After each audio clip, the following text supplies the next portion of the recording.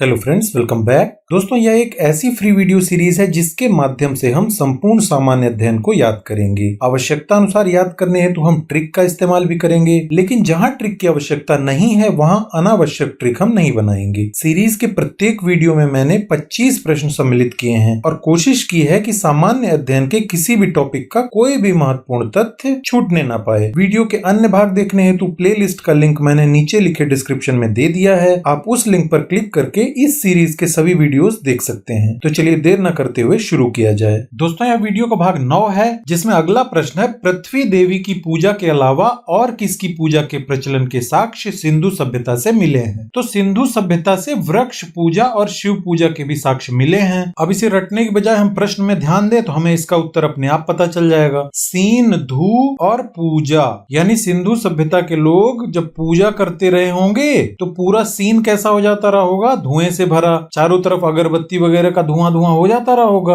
अब ऐसे में वो क्या करते रहे होंगे? पर्यावरण को बचाने के लिए वो वृक्ष लगाते रहे होंगे, क्योंकि वो धुआं बहुत फैला रहे हैं ना। पूरा सीन धुआं धुआं धुआं धुआं हो जा रहा है। सिंधु सिंधु सिंधु। और पूजा करना भी जरूरी है, तो पूजा करते समय अगरबत्ती वगैरह के धुएं से पूरा सीन धुआं धुआं हो जाता था। ऐसे में इन्होंने सोचा कि पर्यावरण की रक्षा के लिए हम वृक्ष लगा देते हैं। अब जब वृक्ष लगा दिए तो सोचे कि इन्हीं के नीचे ही हम एक शिवलिंग रख देते हैं, यहीं पे हम पूजा किया करेंगे, तो दोनों काम होगा। शिव जी की पूजा भी हो जाएगी और वृक्ष लग गए हैं तो पर्यावरण भी सुरक्षित रहेगा। तो पूजा की वजह से सीन धू धू हो जाता था, इसलिए इन्होंने वृक्ष लगा दिया ताकि पर्यावरण सुरक्षित रहे, और बाद में उसी वृक्ष के नीचे एक शिवलिंग रख दिया और उसी की पूजा करने लगे। तो इस तरह आपको वृक्ष पूजा और शिव पूजा भी आसानी से याद आ जाएगा। अब वृक्ष के नीचे रख के शिव जी की पूजा कर रहे हैं तो मंदिर की आवश्यकता नहीं है, इसीलिए मंदिरों का भी कोई अवशेष वहां से नहीं मिला है। आगे ये प्रश्न आएगा। अगला है, पूजा से संबंधित कौन सा चिन्ह हड़प्पा सभ्यता की देन है जिससे सूर्य उपासना का अनुमान लगाया जाता है? तो ये चिन्ह है स्वास्तिक चिन्ह। स्वास्तिक चिन्ह सभी जानते हैं, हम अक्सर घरों में बनाते हैं इस टाइप का चिन्ह, तो ये स्वास्तिक चिन्ह कहलाता है। और ये चिन्ह सैंधव वासियों की देन है, इससे सूर्य उपासना का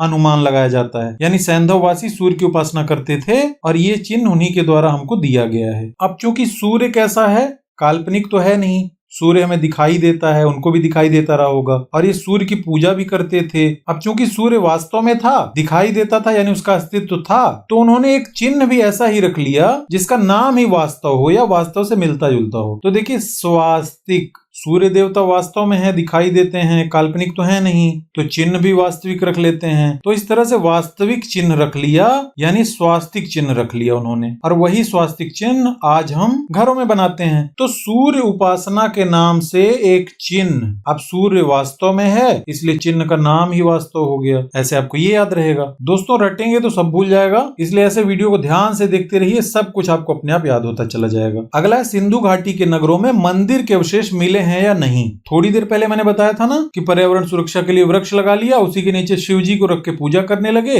अब जब वृक्ष के नीचे ही वो रख के भगवान को पूजा करने लगे तो उन्हें मंदिर की आवश्यकता ही नहीं हुई होगी, ऐसी हम कल्पना कर लेते हैं। तो जब मंदिर की आवश्यकता नहीं हुई तो मंदिर नहीं बनाए, इसलिए मंदिर के अवशेष नहीं मिले। अगला है, सिंधु सभ्यता में किसकी उपासना सर्वाधिक प्रचलित थी? तो उपासना, ऐसा लग रहा है उपवास है, यानी व्रत। तो आज भी हमारे घरों में माताएं बहनें ज्यादा उपवास रखती हैं, व्रत रखती हैं, और ऐसा ही हम कल्पना करते हैं पहले भी होता रहा होगा। यानी कि जहां भी उपास या उपवास की बात आती है तो माताओं बहनों का नाम सबसे पहले आ जाता है। सिंधु सभ्यता में उपास या उपवास यानी माता माता माता, तो ऐसे आपको मातृ देवी याद आ जाएगा। अगला है, कौन सा पशु सैंधव सभ्यता के लिए विशेष पूजनीय था? थोड़ी देर पहले मैंने बताया कि पर्यावरण की सुरक्षा के लिए वो क्या करते थे? वृक्ष लगा लेते थे। इस तरह से उन्होंने वृक्ष लगाया, नीचे में क्या किया? एक शिवलिंग रख लिया और उसी की पूजा करने लगे। तो उन्हें जहां भी शिवलिंग दिखाई देगा बस वो पूजा करने लगेंगे, या फिर वो चीज उनके लिए पूजनीय हो जाएगी। तो कुबड़ वाला सांड, सांड आपने देखा होगा, बैल जिसका कंधा बिल्कुल उठा इस टाइप का रहता है, कुबड़ जैसे,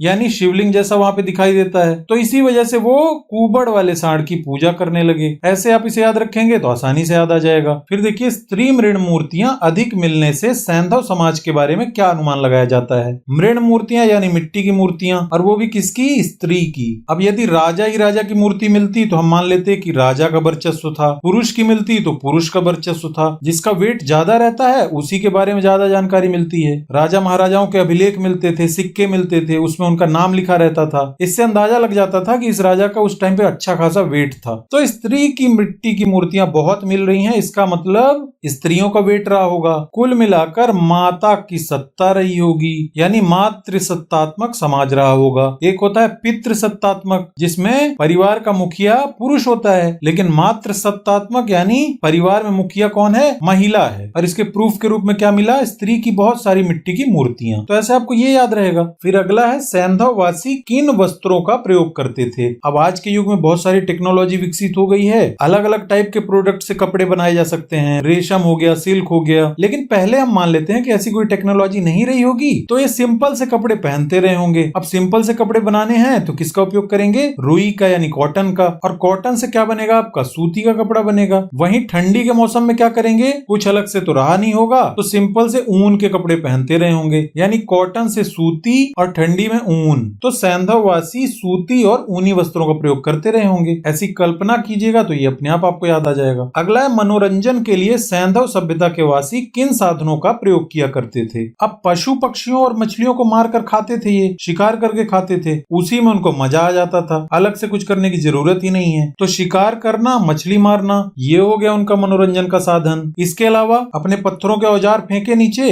और उसमें देखने लगे, चित हो गया तो जीत गया, पट हो गया तो हार गया, जिसे आज हम हेड टेल कहते हैं, कॉइन फेंक कर। तो एक तरह से ये पांसा या चौपड़ खेलना टाइप से हो जाता था और इसी में उनको मजा आ जाता था। तो ये मनोरंजन का उनका साधन होता था, शिकार करना, मछली पकड़ना, चौपड़ पांसा खेलना। और पशु पक्षी आपस में लड़ते थे तो उन्हीं को देख के खुश हो लेते थे। अलग से कुछ टीवी रेडियो वगैरह तो रहा नहीं होगा, तो इसी से उनका मनोरंजन हो जाता था। फिर सिंधु सभ्यता के लोग बर्तन कैसे बनाते थे। तो बर्तन कैसे बनाएंगे? ज्यादा धातु वगैरह तो थी नहीं, थोड़ी बड़ी थी तो कुल्हाड़ी बना ली। पत्थर के बर्तन बनेंगे नहीं, तो लास्ट में बचा क्या? मिट्टी। तो ये मिट्टी के बर्तन बना लेते थे। अब आग की खोज हो चुकी थी तो हम मान लेते हैं कि मिट्टी के बर्तनों को बना के पकाते रहे होंगे, और पकाते रहे होंगे तो ये लाल हो जाता रहा होगा, आज के मटके की तरह। कुल मिलाकर लाल मिट्टी के बर्तन बन गए और रंग तो रहा नहीं होगा। आग की खोज कर ली थी तो कोयला मिला, कोयले से लाइन वाइन खींच के काले रंग की डिजाइन बना लेते रहे होंगे। तो लाल मिट्टी के बर्तन में काले रंग की डिजाइन बनाकर ये बर्तन की तरह उपयोग करते थे। अगला है सिंधु घाटी के लोग तलवार से परिचित थे या नहीं थे। तो ये तलवार से परिचित नहीं थे।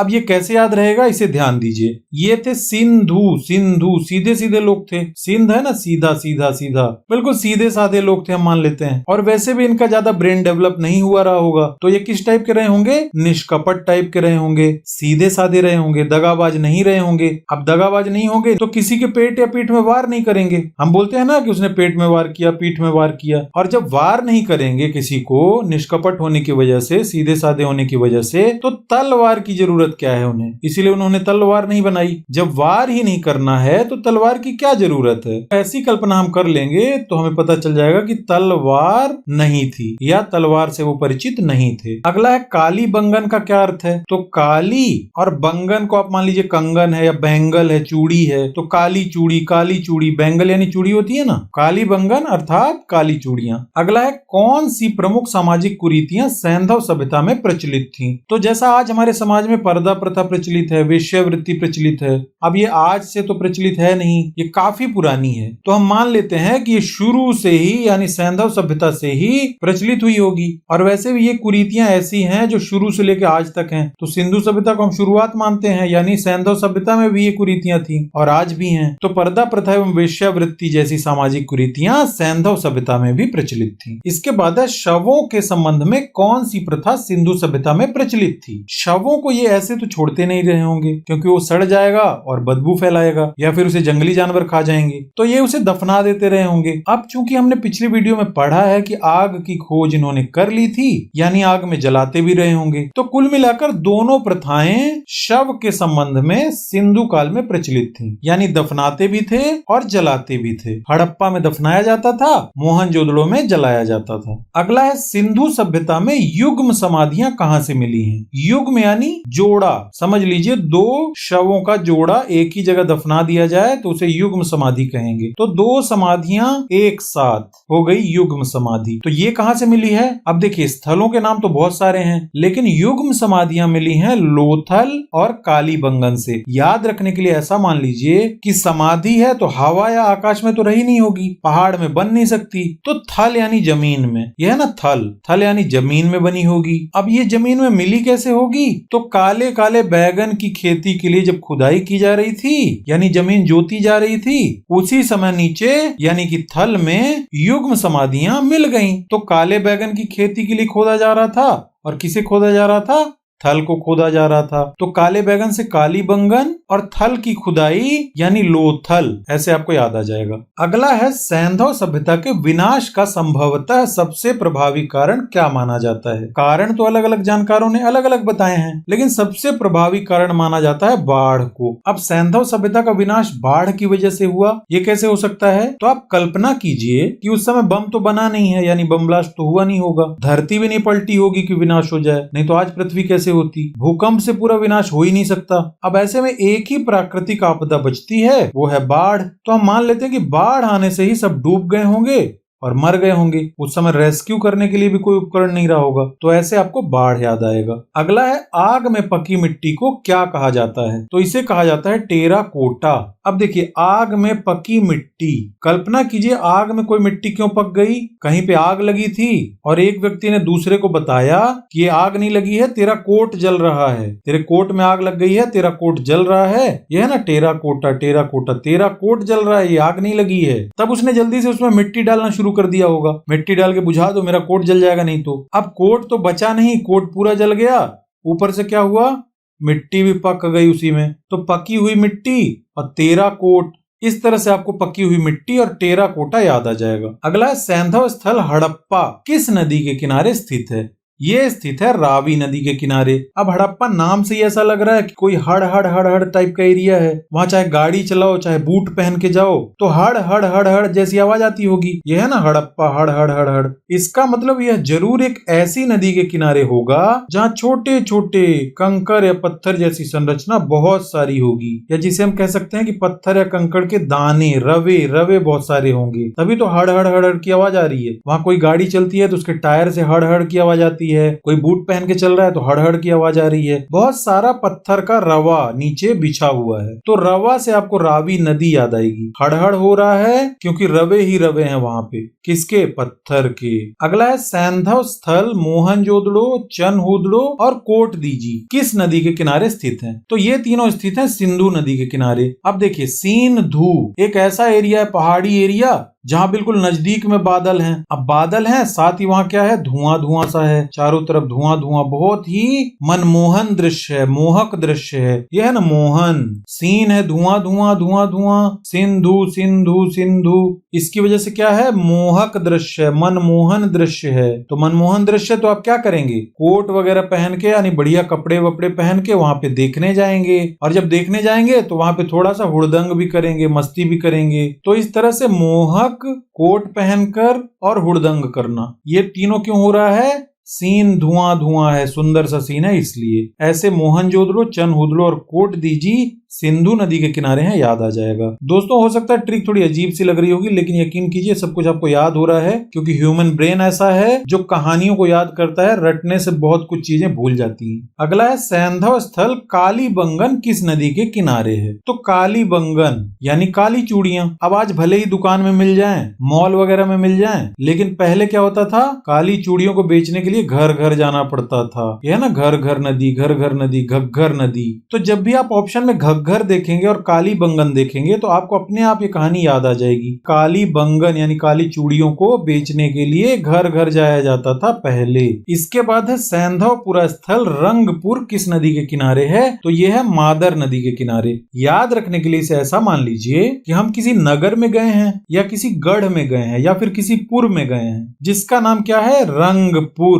अब रंगपुर नाम से ही लग रहा है कि चारों तरफ रंग ही रंग होगा, तो हम कल्पना करते हैं कि वहां हमें रंग ही रंग दिखाई दे रहा है। हम कभी किसी माता के मंदिर में जाते हैं तो उस एरिया में चारों तरफ हमें लाल रंग की चुनरी, लाल रंग के झंडे, यही सब बिकते हुए नजर आते हैं। पूरा एरिया ही बिल्कुल रंगीन रहता है, लाल। अब यहाँ पे भी हम मान लेते हैं कि रंगपुर में गए हैं, चारों तरफ हमें लाल ही लाल रंग दिखाई दे रहा है, लाल चुनरी, लाल झंडा, लाल धागा, लाल माला। इसलिए हमने किसी से पूछ लिया कि भाई यहाँ हर चीज लाल ही लाल क्यों है या रंग ही रंग क्यों है, ये पूरा पुर जो है रंग से क्यों भरा हुआ है। तब उसने बताया कि भाई यहाँ माँ का दर है, यहाँ पे सभी माँ की पूजा करने आते हैं, माँ का मंदिर है यानी माँ का दर है, और माँ का दर है इसीलिए चारों तरफ रंग ही रंग है, चुनरी है, झंडा है, वगैरह वगैरह। तो ऐसे आपको याद रहेगा। अगला है सैंधव स्थल रोपड़ किस नदी के किनारे है, तो ये है सतलज नदी के किनारे। अब ये नाम से ही पता चल रहा है कि एक ऐसा स्थल है जो रो पड़ा। क्यों रो पड़ा भाई? क्योंकि वो जिस नदी के किनारे है उसको वहां पे ला जा रही है, ला जा रही है। ये है ना सतलज, उस नदी के साथ रहने में उस एरिया को ला जा रही है, इसीलिए वो रो पड़ा। तो ऐसे आपको रोपड़ रोपड़ रोपड़ ला जाने की वजह से रो पड़ा याद आ जाएगा। अगला प्रश्न है सैंधवपुरा स्थल लोथल किस नदी के किनारे है, ये है भोगवा नदी के किनारे। तो यहाँ आपको कल्पना करनी है कि किसी देवलोक टाइप का एरिया है और वहां पे बात हो रही है कि लोथल, लोथल यानी बेटा अब तुम थल में जाओ, लो अब हम तुमको थल में भेज रहे हैं। क्यों भेज रहे हैं? क्योंकि तुमने स्वर्ग के नियमों को तोड़ा है, तो थल में जाओ अब, और वहां पे क्या करो, अपने कर्मों का फल भोगो। तुमको स्वर्ग हजम नहीं हो रहा है, यहाँ बार बार बदमाशी कर रहे हो, अप्सराओं को छेड़ रहे हो, तो लो थल, बेटा अब तुम थल में जाओ, धरती में जाओ, अब तुम स्वर्ग में रहने लायक नहीं रहे, और वहां जाकर क्या करो, अपने कर्मों के फल को भोगो। तो ऐसे आपको लो थल, जब भी कोई बोलेगा लो थल यानी जा बेटा थल में भेजा जा रहा है। क्यों भेजा जा रहा है? कर्मों का फल भोगने। तो भोगवा आपको याद आ जाएगा। अगला प्रश्न है सैंधव स्थल आलमगीरपुर किस नदी के किनारे है, ये है हिंडन नदी के किनारे। अब याद रखना है तो स्थल के नाम को ध्यान से देखिए, आलमगीर, आलमगीर, कोई आलम नाम का व्यक्ति है, वो क्या हुआ, गिर गया। क्यों गिर गया? क्योंकि किसी ने रास्ते में हांडी रख दी थी, देखिए हांडी, उसने देखा नहीं और हांडी से टकराकर वो जमीन में गिर गया। तो आलमगीरपुर हिंडन नदी के किनारे है। हांडी सभी जानते हैं, बड़ी सी हांडी होती है, बर्तन, पुराने जमाने में उसमें चावल वगैरह पकाया जाता था प्रोग्राम के टाइम पे। तो आलम गिर गया हांडी की वजह से। अगला है सैंधवपुरा स्थल सुतकांगे डोर किस नदी के किनारे है, ये है दाश्क नदी के किनारे। तो सुत यानी बेटा, यह है ना सुत। अब बेटे के आगे आगे जाकर कोई डोर खोल रहा है, गाड़ी का डोर खोल दे रहा है, बेटा उतर जा रहा है, घर का डोर खोल दे रहा है, दरवाजा खोल दे रहा है, बेटा अंदर जा रहा है। जब बेटे को बाहर निकलना है तो फिर से डोर खोल दे रहा है, दौड़ दौड़ के काम कर रहा है। इसका मतलब क्या है, वो सुत का बेटे का दास है।